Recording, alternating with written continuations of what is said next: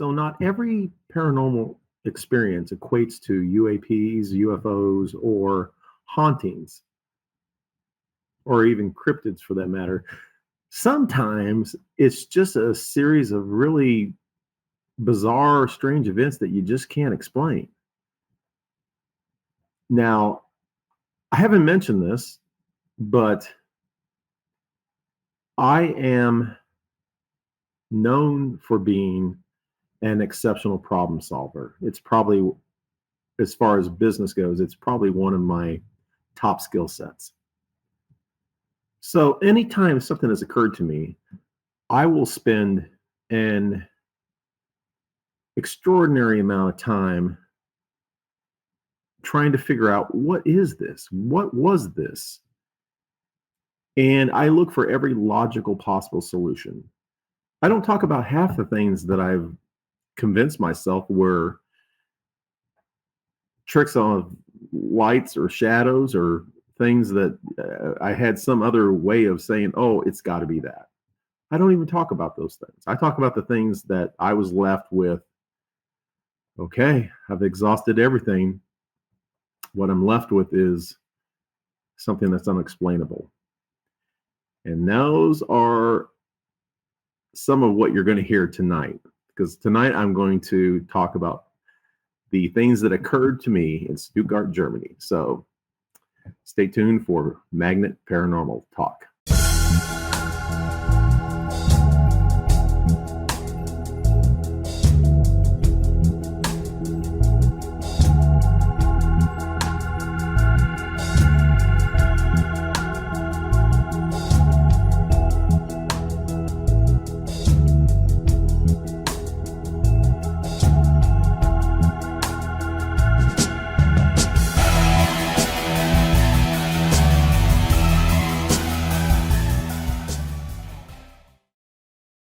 But before again, I just want to reiterate that this is not necessarily fun for me. I know that there is a ton of people on this planet, and specifically on YouTube, that they seek this stuff out. I mean, they will go into places I wouldn't dream of going. And the reason why I wouldn't dream of going there is because this isn't something enjoyable. It is traumatizing. It is something that, I've prayed long and hard on just to have it cease at times, because it's just maddening. When you have things occur to you that just leave you scratching your head, that is, I have no idea what the fuck just happened to me. And I don't care if it's missing time, or you see something with your own two eyes that you can't explain, or there's something going on in your residence that you can't explain. All these things equate to you asking yourself serious questions about hallucinating and figments of your imagination, and whether or not you're losing your mind. Literally. I'm far from joking about this. So while I've been working on my book, Magnet, and producing this web series, I'm reminded when I dive into these just how it made me feel at the time, which is oftentimes very confused, scared, and not having a clear path of understanding. So today, I'm going to break this thing into 3 different stories. But the thing we have in common with all of these, and some recent stuff that's happened to me just last night and then earlier this week or past week, things happen to where it just makes you scratch your head, because it just doesn't make any sense.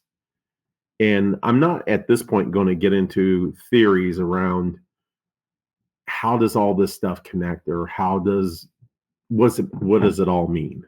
I'm not going to get into that at this particular point, but I will tell you that there are some things that are pretty straightforward. In other words, one of the stories I'll talk about eventually is going to the Boulevard Drive-In one summer night back in probably 2010 is my best guess. I'd have to look up to see what was actually when this was actually playing. But there was a triple header at Boulevard Drive-In. I think Spider-Man 3, 2 or 3. I can't remember which one. And then there was another Marvel movie that was on after that. So, um, but we saw Heather Thornton and her ex-husband, Natalie, who was her neighbor, and her boyfriend Kevin, I believe is his name, and then me with my two boys, Jaden and Billy. Billy and Jaden, were young and they fell asleep during this movie, so they were camped out. But we saw several unidentified aerial phenomena, and when you that's something that's kind of a known thing. Okay, lights in the sky, metallic object. I kind of can categorize this and know what it is. Then there are other things. It's like, what in the hell? This makes no sense. I don't even know what the heck this is, because it's kind of just crazy and it leaves your mind going like, this absolutely makes no sense, because some of it plays on pop culture and some of it is just the most weirdest manifestations of strange phenomena ever. So all three of these stories that I'm getting ready to tell you that happened all in the Stuttgart area while I was stationed there in Stuttgart with 2nd Military Intelligence Battalion. So without further ado, let's dive into this. Let's talk about all the things that occurred after Pittsburgh when I got back and was at Stuttgart full time. And each one of these stories involves my friend John Word from Austin, Texas. He was not only present for all three of these, but we've talked recently about them, and maybe I'll get John on here to give his take on these. I think he's more freaked out by all this than I am. So, without further ado, let's get into Stuttgart, Germany. Here we go. But anyway, I love the outdoors. So when I was in Germany, I think I would get John to go to the woods with me. I don't think it was something that he probably was overly fond of. We wouldn't go camping deep in the woods or anything else like that, but we would just go hang out, just someplace to be that was different, So I remember for whatever reason, we were off base, and we had decided that we were going to go into one of the little forests right off a street that we would venture all the time. So we knew we were going to be walking on foot back into the base. John's motorcycle was stolen. At the time, I didn't have wheels at this particular juncture. I didn't have wheels. And so we would do a lot of things by either bus, train, and on foot. I think eventually we got bikes too, 10 speeds and stuff, and we would ride those quite a bit.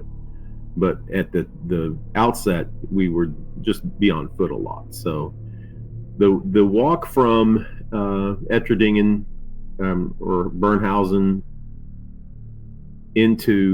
from there back to the base, if you didn't catch the back gate, was a long haul with a lot of fields, to have to navigate to get back to the front gate. So John and I go into this forest, and we find a tree, stump that had, a portion of a tree that had fallen down. And so we're sitting there. We're probably about, I want to say about more than 100 yards into the forest. So we're probably somewhere in the neighborhood of about 150 yards deep into it. Not very far at all. What I recall is that it was probably a new moon, so it was just darker than shit in there. And at the time, I don't think we were creeped out or anything else like that. I don't think we were anything. I think it was very peaceful, and we were just like, chilling in there. I am of such that you cannot sneak up on me in if I am in the woods. I'm very astute. I'm very quiet. I pay very close attention to what's going on around me, and I can distinguish between a deer, rabbits, squirrels, stuff like that. Small game. Um, if it is in my proximity, I can hear it. There we are. We're sitting on this log, and all of a sudden, we both feel from, I'm sitting here, and John's sitting, beside me over up to the to my right, and right between us. So he's the log's pretty small, so he's sitting, not touching me, but within a couple of maybe 4 inches off my shoulder. His shoulder would start, so we're pretty close to in proximity. So his head is just over here, and in between us, we both feel and hear something with this massive exhale, and we both feel this hot breath right here, on his, over here on him. But right here, we feel this big hot breath of something that exhaled right behind our heads, and we just bail. Matter of fact, one of the reasons why my right eye is so much worse than my left eye is I took a branch to the eye. I did, at the time I didn't think anything about it, but I didn't know if my eyesight was worse after that. But we ran the hell out of those woods as fast as we could, and on our walk back, we kept looking over our shoulders because we had no idea what that was, let alone how it could get behind us like that without us hearing it, because we weren't making a lot of noise. If we were talking to one another, we would say it very quietly because we wanted to hear what's there. And since then I've done a lot of research on what's in a German forest. I think there's the occasional, I don't think there's feral pigs even anymore. I know there's bears not around any longer. I know they probably have some deer. Again, I would hear deer, and a deer would not create that big of an exhale behind us unless it was just a massive buck or something like that. And I don't think their deer are anywhere that size. So I have no clue what that was. I don't even know if it was a paranormal in nature. I just know it was a strange occurrence that really scared the living daylights out of both of us. So there's story one. I wish I had a little bit better recollection of some of these because, like that forest, I've looked at maps around Stuttgart and gone all the way down to the street level, like Google Maps, where you can kind of just look at the streets and stuff like that. And, I was able to find the place I lived at in Wattweiler, which is outside of Zweibrücken, which is near Saarbrücken. But I wasn't able to verify certain places. Like I was looking for the Krone. I was looking, for where the Rock Fabrique was in Ludwigsburg. That's a prominent story. And, nearly 40 years is a long time to have to try to rely on memory of some of these things. And keep in mind, again, that I have chosen not to hyper focus on any of these things because I had buried these for so long and really didn't want to talk about them. I would share them with, in relationships and stuff like that, or with key friends and stuff like that. But I mean, it was always a risk because, sometimes I'd get this return look of, I don't believe you. And, to each his own, but my God, I know what happened. So, this second story is really bizarre. When John and I would run around, we would end up a lot at a place called Krone. And Krone means crown, I believe, in German. And this place was the first place that I had ever experienced apfelkorn, and Jägermeister. And whoo, Lord, 1985 was, and 86 were, and 87 were wild with with some of that. So and John and I were beer connoisseurs, so we'd drink a lot of great beer too. So, but we'd hang out at Krone quite a bit, and we started to notice this dude came in frequently, and he had pretty much like jet black hair, and he had a kind of a similar beard and mustache as me, a little bit more scraggly looking. But the thing that I noticed that really freaked me out was I could not discern any pigment in his irises. So quite literally, it went from cornea to what was the same color as the pupil. So it looked like he had black irises for his eyes. And this dude would stare at us. I mean, he would come in, and let's say that John and I are set at a table here. And here's the bar, back behind here. Or I should say, let's say the bar is here. This guy would sit like right here, maybe a table or two over, and his eyes were always focused on John and I.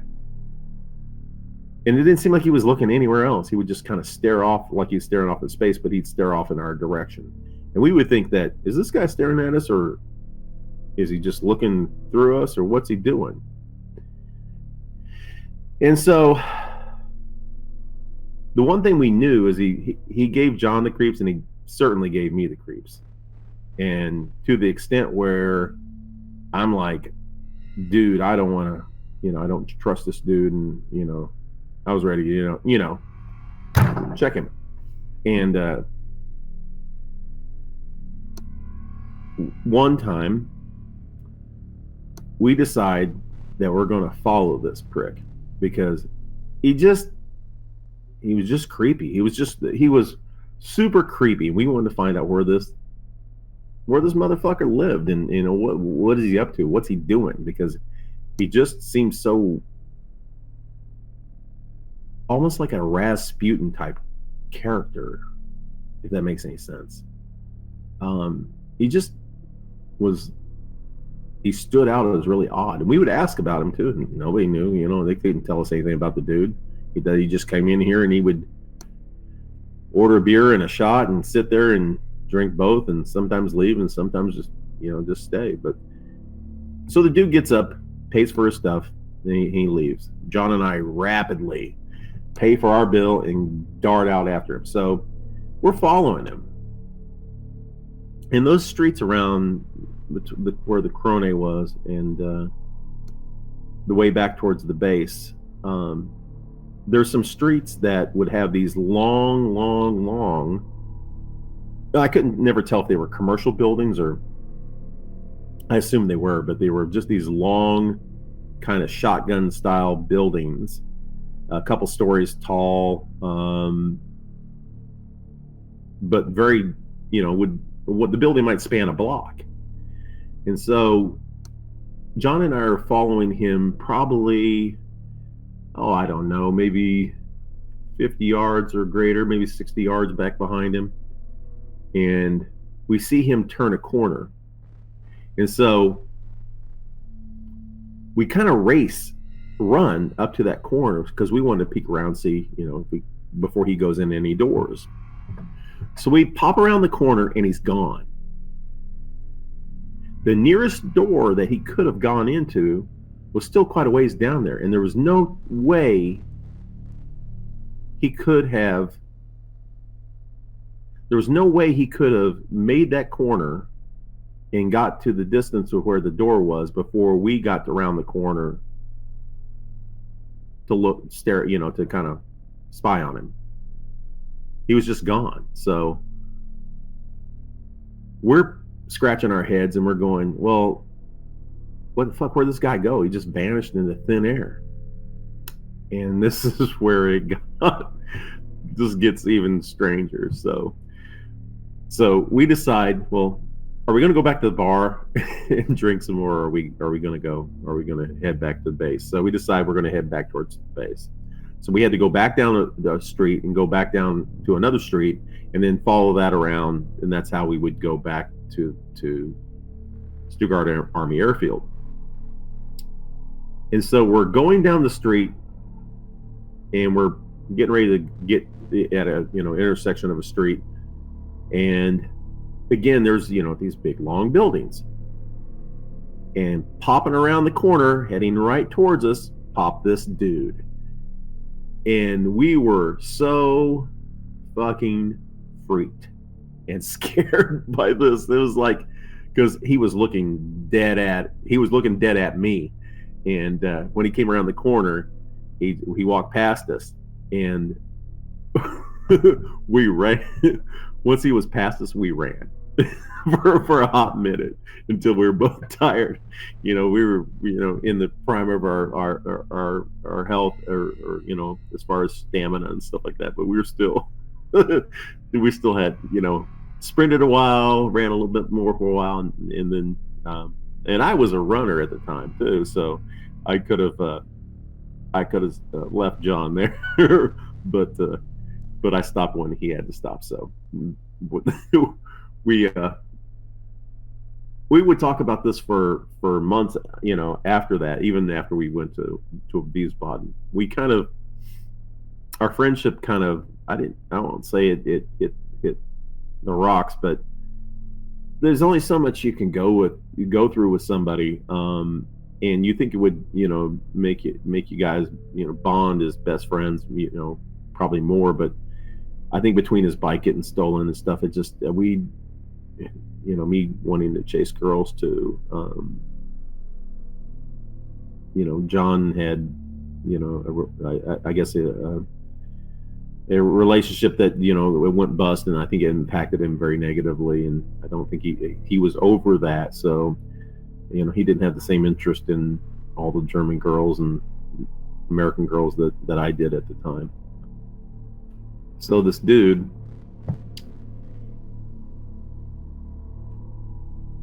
we would see him periodically. We would run into him, and eventually we stopped going to the Krone. And I want to say this was the event that prompted us to stop going there, which is completely understandable. And I don't recall ever running into him again. I think we were so freaked that either we went there a couple times and he wasn't there, and it seemed to bother me more that we couldn't locate him, because it's like, where is this guy at? I didn't trust him. He struck me as very, I hate use the word evil, but he struck me as something being off with the dude. And then of course his eyes really freaked me out, because his irises just seemed like they took up more than of the eye volume than normal. It didn't look like my eyes. It didn't look like anybody's eyes. And I just never saw anything.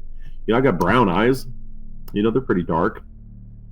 And depending on the lighting, you may never see the brown. But this was just different. I'm trying to catch the light in his eyes in different portions, and I just never saw a dark chestnut or anything else like that. Just really strange. Anyway, that's the second story from Stuttgart, the man with black eyes. Okay, this last one is a doozy. I don't even know where to begin on this one. Like I said, John and I would have to take public transportation quite a bit. And we become acutely aware of what the bus schedule was that would get us in proximity of the front gate. And so John and I are walking back from the Krone to get back to base. And we're walking down the street, minding our own business. We weren't thinking about the guy with the black eyes or Forrest or anything. We were just walking down the street. And all of a sudden, a bus pulls up right beside us and comes to a stop and opens the door.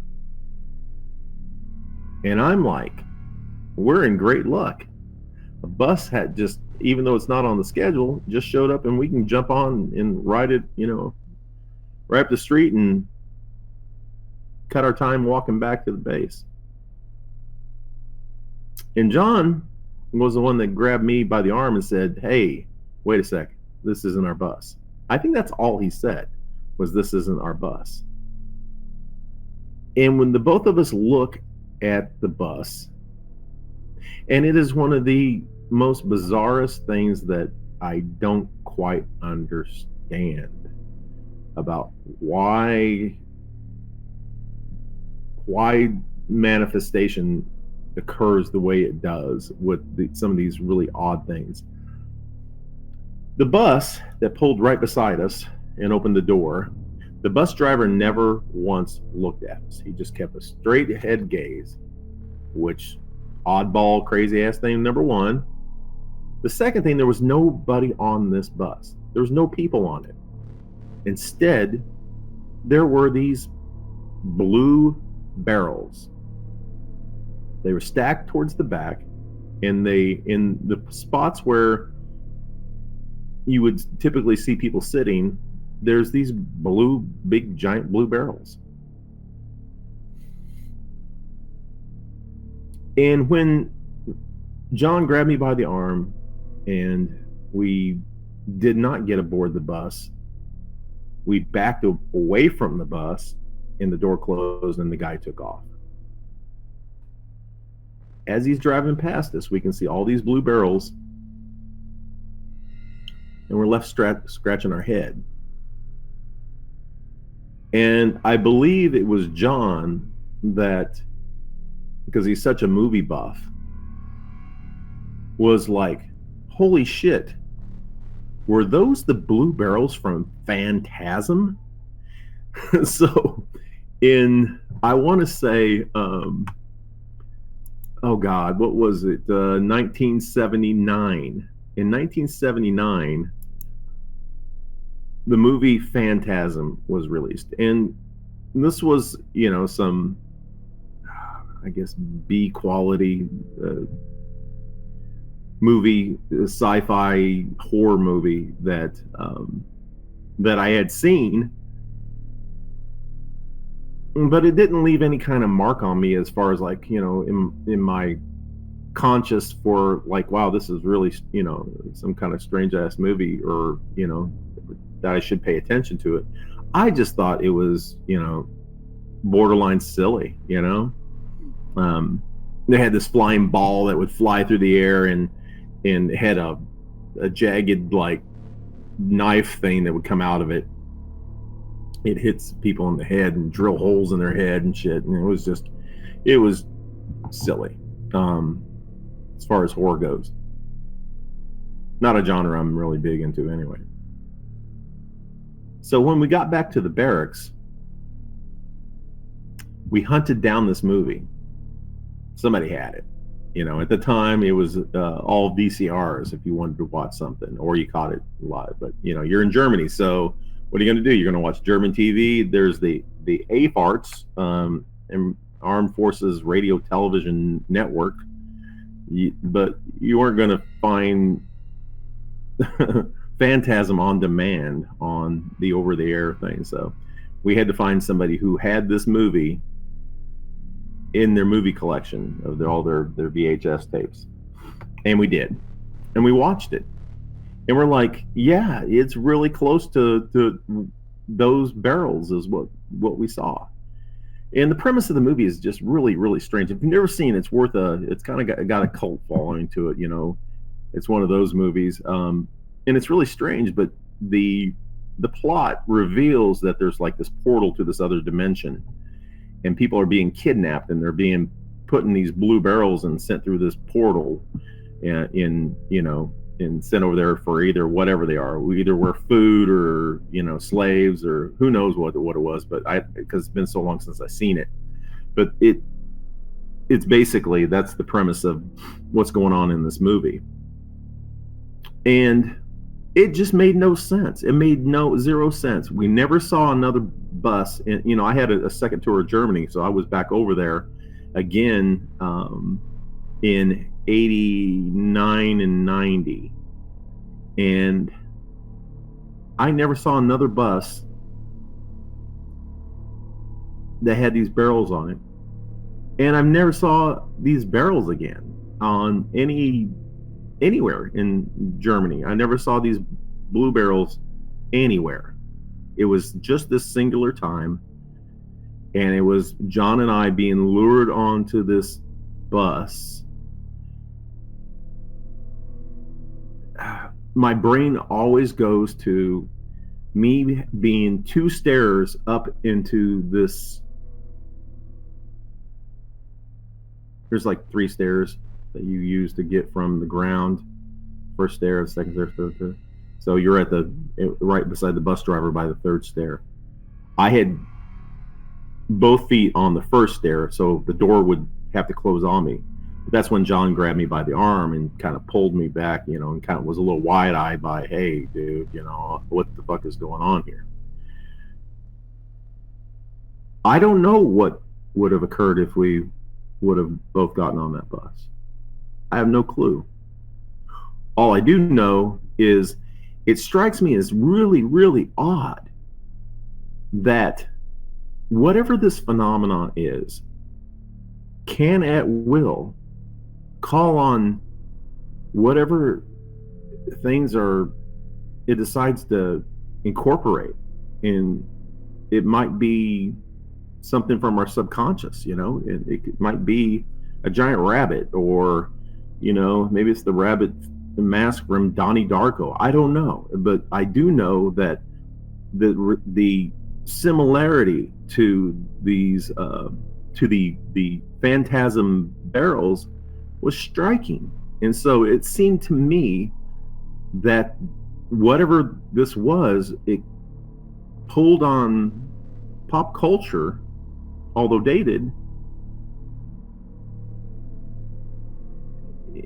to present us with this really bizarre, odd circumstance. I remember us going back and asking people, you know, because there's a few people that were mobile like we were. I mean, as far as like taking the bus everywhere and you know, getting on trains a lot, you know, and, you know, we would take the train to Frankfurt a lot. But we'd ask people, you know, hey, man, have you ever seen this? You ever ran into this? You ever came across these kind of circumstance? And the answer's always been no. Nobody seems to have seen this thing or ever come across it. And even when I went back to Germany a second time, I would ask cats, you know, oh, by the way, you take the bus a lot, you ever seen this? You know? And so nobody ever did. It was just this one time anomaly. And, you know, luckily John was there. I mean, I think I would feel even weirder about this had nobody else been there to witness as well. So if it was just me, yeah, I would be like, you know, what the hell? Maybe I'm, you know, seriously need to get a shrink. But no, it was both of us. Both of us saw this plain as day. It was middle of the day. It can be confused with anything else. It's just really, really strange. So to summarize, the events that happened after Ludwigsburg in Stuttgart were just so random and so odd You got something in the force that's breathing on the back of our necks. You've got this dude that shows up at this bar and just stares at us, and he's got strangely dark eyes, and he can disappear when rounding a corner, only to show up completely in a completely different area that's, half a mile away, popping around the corner, coming back the opposite direction from that. It doesn't make sense. And then you have this bus thing with these blue barrels. None of it makes any sense. It's not ghosts, it's not UFOs, it's not Bigfoot, it's nothing like that. It's just strangeness. And I was so glad to see all of that kind of stay in Stuttgart. We caught wind that they were activating first MI in Wiesbaden, Germany, which was, west, I think, of Frankfurt. It's a little south, I believe. And so they were basically splitting all the cats, MIMOS. Half of them would stay in Stuttgart and half of them would go up to Wiesbaden. And the guys who had been there, for a long time, or more time in grade, more time in service, they kind of had their pick of what they wanted to do. And most people wanted to stay. So John, myself, and numerous other cats ended up going up to Wiesbaden. And I got to tell you, I was so relieved to get the hell out of Stuttgart. Not that I didn't love that area. I love Stuttgarter Hofbräu is still my favorite all-time beer of all time. But I was so glad to get away from whatever it was that we were experiencing. And like I said, John and I drifted apart as far as, our friendship and stuff when we got to Wiesbaden. It just was a different deal. It was just, I felt bad about it.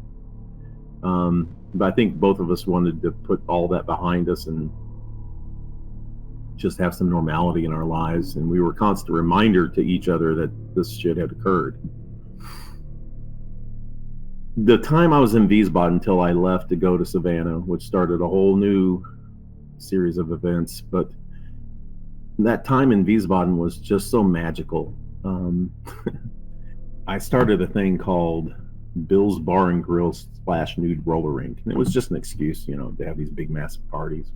It was so cool because, I would have friends be the bartender, and we had a couple bouncers and, just buddies, army buddies and stuff, and a DJ.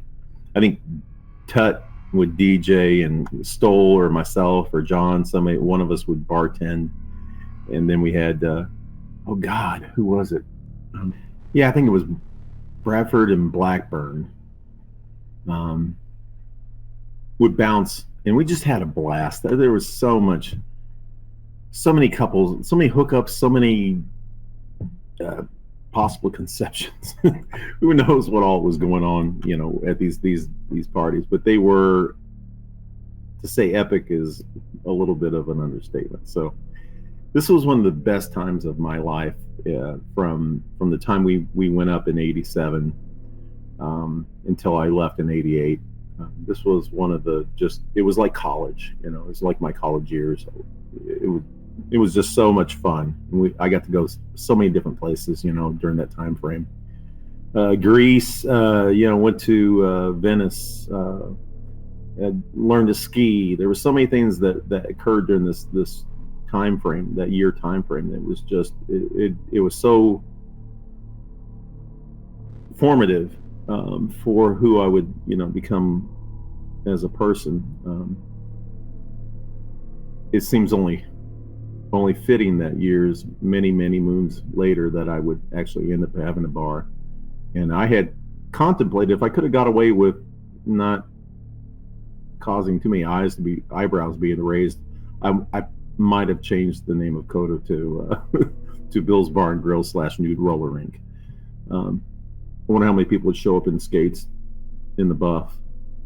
Would have been an interesting thing to see. So, but anyway, those are my stories from Stuttgart. I hope you enjoyed them. My next post I do of my own experiences is going to be from Savannah, Georgia, when I was stationed with 224th in my battalion in Savannah. And I got to tell you, I'm going to have to build up a little bit of courage to talk about this one, because this is one of the